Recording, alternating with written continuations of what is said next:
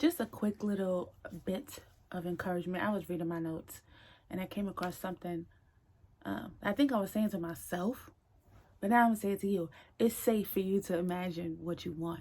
Shout out to, I think her name is Janae. Janae from the Dollhouse. I love her channel. And she actually did a rampage on this. It's safe. It's safe for you to have what you want. It's safe for you to do anything that you want in your imagination. It's safe. Nobody's going to come in and tell you that you can't do that unless it's you. Nobody's going to be like, oh, that's not logical. That could never happen, but you. Literally, the only voice that you're hearing inside is your own. That's it. You can literally be in your head and make 40 of the finest men or women, whatever you're into, 40 of the finest people all get down on one knee and decide that they want to be with you in your head because it's just you. Like, you're safe to do whatever you want.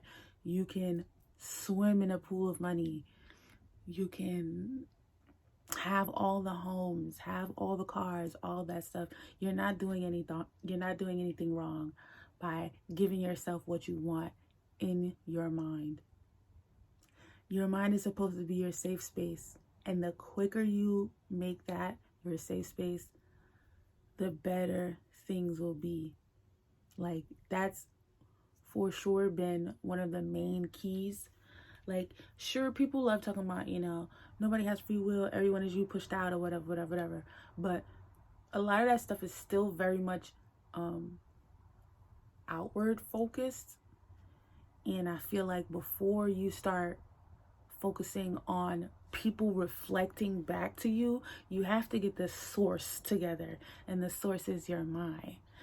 So I remember for me, I really took it seriously. And I'm not going to be one of those people that be like, self-concept.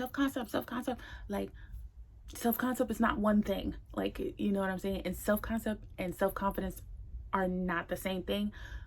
I might have to make another video about that because that kind of irks me too. There's a lot of stuff about this community that be irking me. But back to what I was saying.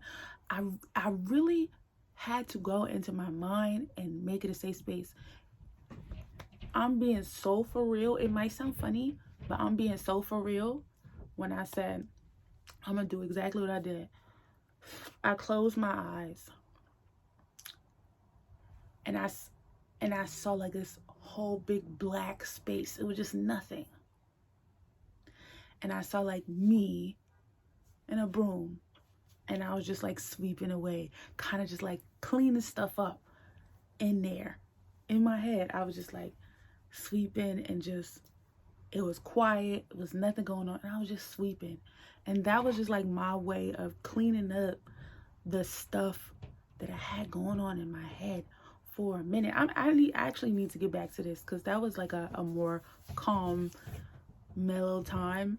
Not saying that I'm really frantic or anxious too much, but it just felt good to be in my brain and be in my mind, just not necessarily thinking about anything, just existing, just sitting there, and then practicing conjuring up scenes that I wanted to experience.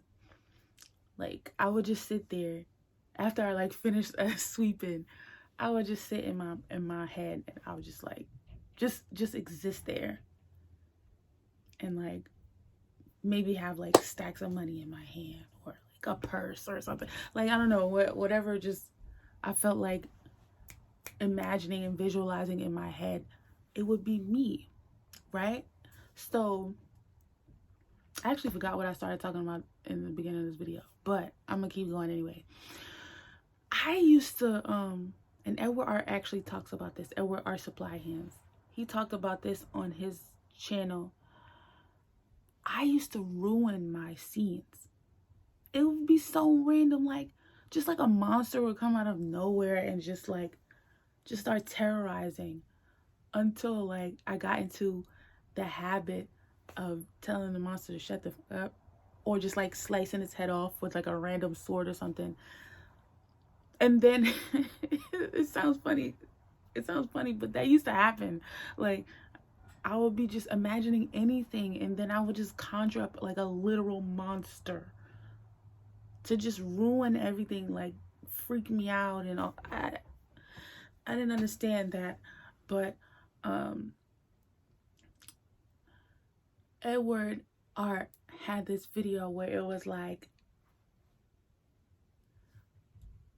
peace is, well, the anxiety and the calm is both you. You are the problem and you are the solution. And that video was like mind-blowing to me, because it really let me know, like, you don't have to try to get peace, just be peaceful. Because the same that's what it was. Oh, the same imagination that you're using to give yourself anxiety is the same imagination you can use to calm yourself. Who TF knew? Like, it's so simple. And I started practicing that. And so when I would have those visualizations and a random literal monster would just come out of nowhere, I would just be like, I'm the problem and the solution. I'm the anxiety and the peace. Dip. You know what I'm saying? Like, it was just like, shoot, get out of here. And I would just carry on with what I was doing. I haven't had that happen to me in probably like a year and some change now. Like, it was just so weird. That used to happen to me all the time from when I was like young. Just like have a random monster. But then I realized it's all my imagination. It's not an outside thing. It's literally me. If anything on the outside is affecting what I'm thinking about, it's because I'm allowing it to affect it. And it's the same with you. If you're having these intrusive, disturbing thoughts, it's because you continue to go with him. You go with him. And I'm not talking about like any type of like medical, mental issues and stuff like that. I'm not a doctor. I'm not telling you not to take no meds or not to listen to your doctor's advice. I don't know nothing about what you got going on. Use your better judgment and follow professional advice. But I would say it would probably do you well to exert more control over your imagination and understand that what's going on in your mind is all you. The good and the bad, the happy, the sad, the calm and the peace, the problem and the solution, it's all you. But with that being said, I will see you in my next video.